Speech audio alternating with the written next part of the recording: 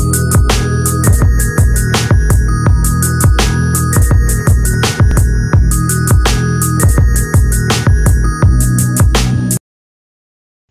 friends, Kingdom of Biology ചാനലിലേക്ക് നിങ്ങളെ എല്ലാവരെയും ഞാൻ വീണ്ടും സ്വാഗതം ചെയ്യുന്നു. ഇന്ന് നമ്മൾ ഡിസ്കസ് ചെയ്യാൻ ഉദ്ദേശിക്കുന്നത് നീറ്റ്, എയിംസ്, ജിപ്മർ എന്നീ വിവിധ തരത്തിലുള്ള ബയോളജി റിലേറ്റഡ് ആയിട്ടുള്ള ഒബ്ജക്റ്റീവ് ക്വസ്റ്റ്യൻസ് എങ്ങനെ ആൻസർ ചെയ്യാമെന്നാണ് നമ്മളിവിടെ ഡിസ്കസ് ചെയ്യാൻ ഉദ്ദേശിക്കുന്നത്. ഈ ചാനൽ സബ്സ്ക്രൈബ് ചെയ്യാത്തവർ തീർച്ചയായും ഇത് സബ്സ്ക്രൈബ് ചെയ്യുക. നമ്മൾ ഡിസ്കസ് ചെയ്യാൻ പോകുന്ന first question observe here. Identify the correct statement on inhibin. Aile 4 options kodutittunde. It is produced by granulose cells in ovary and inhibits the secretion of FSH. And first option. Second option is produced by granulose cells in ovary and inhibits the secretion of LH.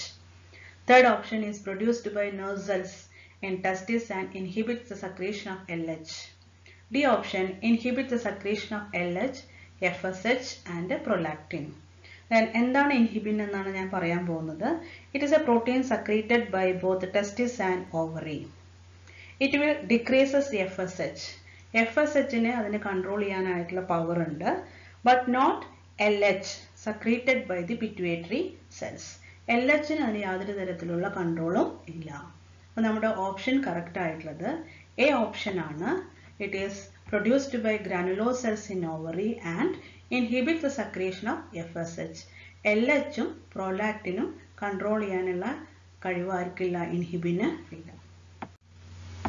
നമ്മുടെ അടുത്ത question lack of relaxation between successive stimuli in sustained muscle contraction is known as. എല്ലാ മസിൽസിനോട് related ആയിട്ടുള്ള ഒരു process ആണ് കൊടുത്തിരിക്കുന്നത്. A എന്ന് പറയുന്നത് fatigue, B എന്ന് പറയുന്ന ഓപ്ഷൻ ടെറ്റനസ്, സി എന്ന് പറയുന്ന ഓപ്ഷൻ ടോണസ്, ഡി എന്ന് പറയുന്ന ഓപ്ഷൻ സ്പാസം. ഇതാണ് 4 ഡിഫറെൻ്റ് ആയിട്ടുള്ള ഓപ്ഷൻസ് കൊടുത്തിരിക്കുന്നത്. ഫറ്റീഗ്, മസിൽ ഫറ്റീഗ് എല്ലാവർക്കും അറിയാവുന്നതാണ്. മസിൽ ഫറ്റീഗ് മീൻസ് ഓവറായിട്ട് ടയേർഡ് ആയി കഴിഞ്ഞാൽ ലോ എനർജി ആയിരിക്കും നമ്മുടെ മസിൽസിൽ ഉണ്ടാവുക. അപ്പോൾ സിവിയർ ആയിട്ടുള്ള നമുക്ക് പെയിൻ ഫീൽ ചെയ്യും. അതിന് പറയുന്ന പേരാണ് ഫറ്റീഗ് എന്ന് പറയുന്നത്. നെക്സ്റ്റ് വൺ ടെറ്റനസ് ആണ്. Then it is caused by bacterial infection. Causes painful muscle spasm, can lead to death. Adana tetanus ennu parayunnathu. Next one tonus aanu.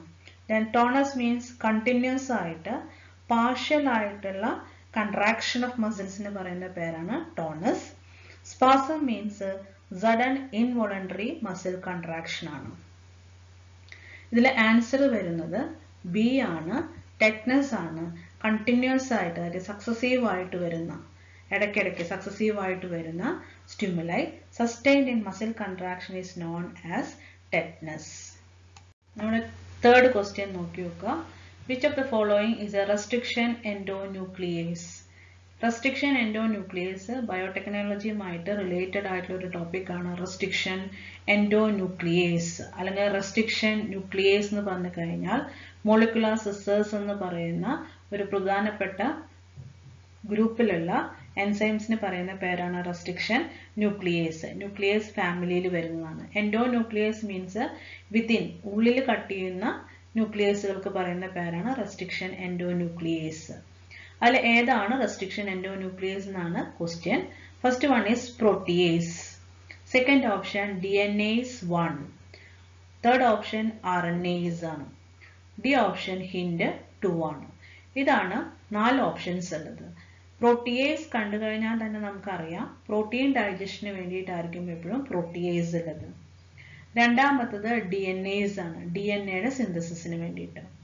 ആർഎൻഎസ് means ആർഎൻഎയുടെ സിന്തസിസിന് വേണ്ടിയിട്ട്. നമ്മുടെ കറക്റ്റ് ഓപ്ഷൻ എന്ന് പറയുന്നത് ഹിൻഡ് 2 ആണ്, restriction endonuclease.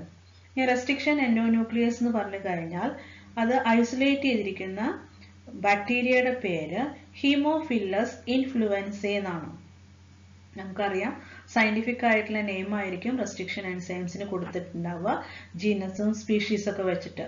Naming of എൻസൈംസിലാണ് ഇത് വരുന്നത്.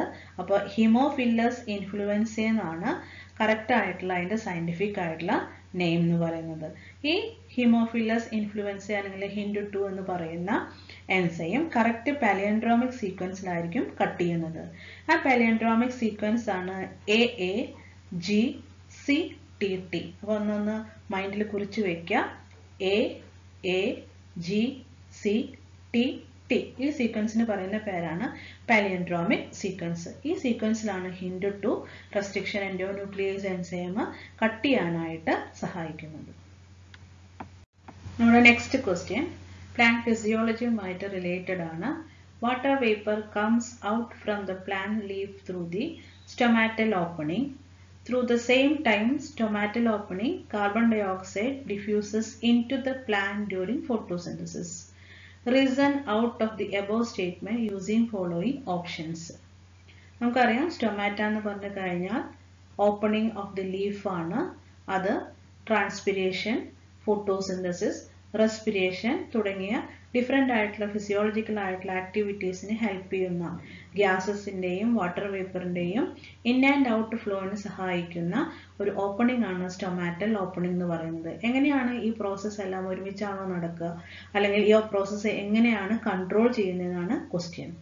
അതിൽ A option പറയുന്നത് both process can happen together because the diffusion coefficient of water and carbon dioxide is different. B എന്ന് പറയുന്ന option the above process happen only during night time, രാത്രി മാത്രമാണ് നടക്കുന്നത്. C option one process occur during day time and other at night. Fourth option both process cannot happen simultaneously. അവിടെ options നോക്കുകയാണെങ്കിൽ first option ആണ് correct ആയിട്ടുള്ള answer.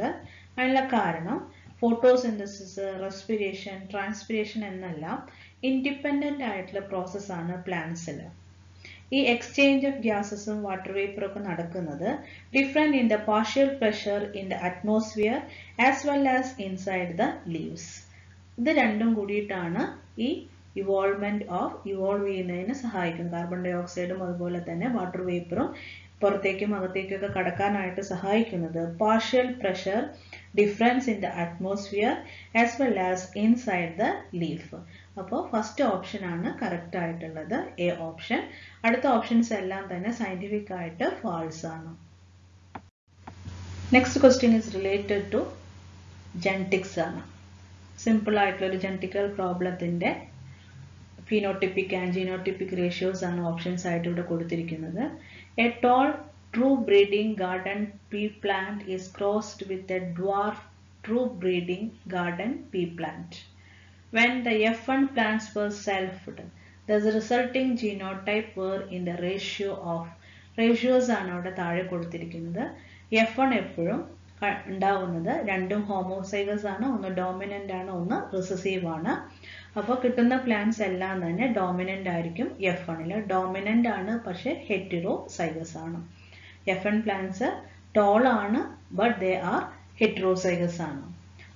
അങ്ങനെയുള്ള F1 plants, രണ്ട് heterozygous ആയിട്ടുള്ള F1 പ്ലാന്റ്സ് സെൽഫ് ചെയ്ത് കഴിഞ്ഞാൽ രണ്ട് റേഷ്യോ കിട്ടും. ഫിനോട്ടിപ്പിക് റേഷ്യോ കിട്ടും, ജീനോട്ടിപ്പിക് റേഷ്യോ കിട്ടും. ഇവിടുത്തെ ക്വസ്റ്റ്യൻ ജീനോട്ടിപ്പിക് റേഷ്യോ ആണെന്നാണ്. എല്ലാ മോണോഹൈബ്രിഡ് ആയിട്ടുള്ള ക്രോസുകളുടെയും F2 റേഷ്യോ എന്ന് പറയുന്നത് 1:2:1 ആണ്. 1 എപ്പോഴും ഹോമോസൈഗസ് ഡോമിനന്റ് ആയിരിക്കും, 2 എപ്പോഴും ഹെറ്ററോസൈഗസ് ഡോമിനന്റ് ആയിരിക്കും, 1 എപ്പോഴും ഹോമോസൈഗസ് റിസസീവ് ആയിരിക്കും. ഇനി നമുക്ക് ഓപ്ഷനിലേക്ക് പോവാം. 1:2:1 ആണ് ഫസ്റ്റ് ഓപ്ഷൻ. സെക്കൻഡ് ഓപ്ഷൻ 3:1 ആണ്. തേർഡ് ഓപ്ഷൻ 3:1 ആണ്. ഡി ഓപ്ഷൻ എന്ന് പറയുന്നത് 1:2:1. അതിന്റെ എക്സ്പ്ലനേഷൻസും കൊടുത്തിട്ടുണ്ട്.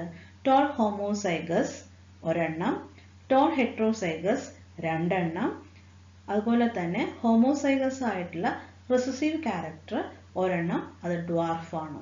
നമ്മുടെ കറക്റ്റ് ഓപ്ഷൻ എന്ന് പറയുന്നത് ഡി ആണ്. 3:1 എന്ന് പറയുന്നത് അതെപ്പോഴും റേഷ്യോയിൽ വ്യത്യാസമുണ്ട്. 3:1 ടോൾ ഡ്വാർഫ് എന്നുള്ളതും 3:1 ഡ്വാർഫ് ടോൾ എന്നുള്ളത് രണ്ടും തെറ്റാണ്. അത് ഒന്നാമത്തത് ബി ഓപ്ഷൻ എന്ന് പറയുന്നത് അതിന്റെ ഫീനോട്ടിപ്പിക് റേഷ്യോ ആണ്. സി ഓപ്ഷൻ കംപ്ലീറ്റ് ആയിട്ട് തെറ്റാണ്. ദെൻ എ എന്ന് പറയുന്ന ഓപ്ഷനും തെറ്റാണ്. കറക്റ്റ് ആൻസർ എന്നുള്ളത് 1:2, 2:1. അത് ഏത് F2 റേഷ്യോ വന്നാലും മനസ്സിലേക്ക് കൊണ്ടുവരിക. ആ ടോൾ ഹോമോസൈഗസ് ഒരെണ്ണവും അതുപോലെ തന്നെ ടോൾ ഹെറ്ററോസൈഗസ് 2 എണ്ണം ഉണ്ടായിരിക്കും. ഡ്വാർഫ് ഹോമോസൈഗസ് 1 ഉണ്ടായിരിക്കും. ഇതിലെ ക്യാരക്ടറിൽ മാത്രമായിരിക്കും വ്യത്യാസം ഉണ്ടാവുക. ഇനി ഇതിന്റെ കൂടുതൽ ഡിസ്ക്രിപ്ഷൻസ് നമ്മുടെ ഡിസ്ക്രിപ്ഷൻ ബോക്സിൽ ഇടുന്നതാണ്. ഇന്നത്തെ വീഡിയോ ഇഷ്ടമായി എന്ന് കരുതുന്നു. ഇഷ്ടമായാൽ kingdom of biology channel subscribe ചെയ്യാൻ മറക്കരുത്. കൂടാതെ നിങ്ങളുടെ ലൈക്കും ഷെയറും കമൻറ്റും ഇതിൽ ചെയ്യുക. അടുത്തൊരു വീഡിയോയുമായി എത്തുന്നവരെ എല്ലാവർക്കും ബൈ.